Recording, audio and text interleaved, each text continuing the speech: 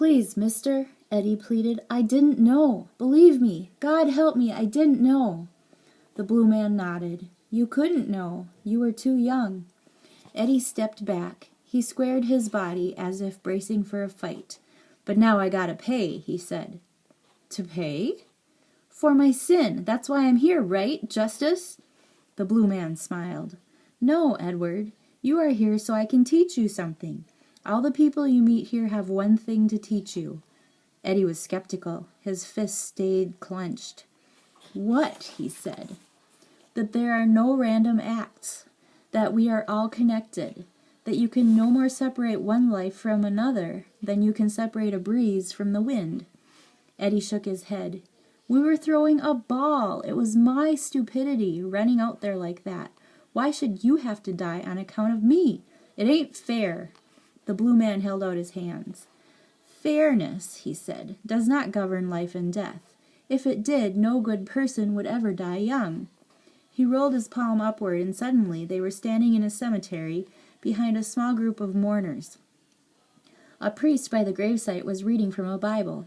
Eddie could not see faces, only the backs of hats and dresses and suit coats. My funeral, the blue man said. Look at the mourners.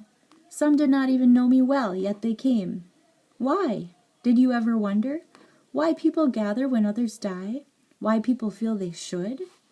It is because the human spirit knows deep down that all lives intersect, that death doesn't just take someone, it misses someone else, and in the small distance between being taken and being missed, lives are changed.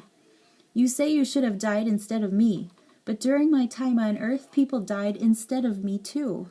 It happens every day, when lightning strikes a minute after you are gone, or an airplane crashes that you might have been on, when your colleagues fall ill and you do not. We think such things are random, but there is a balance to it all. One withers, another grows. Birth and death are part of a whole. It is why we are drawn to babies. He turned to the mourners. And to funerals.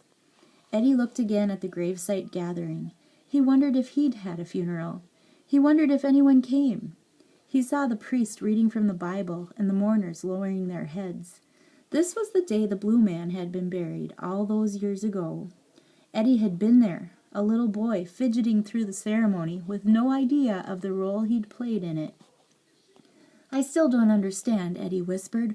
What good came from your death? You lived, the blue man answered. But we barely knew each other. I might as well have been a stranger. The blue man put his arms on Eddie's shoulders. Eddie felt that warm, melting sensation. Strangers, the blue man said, are just family you have yet to come to know.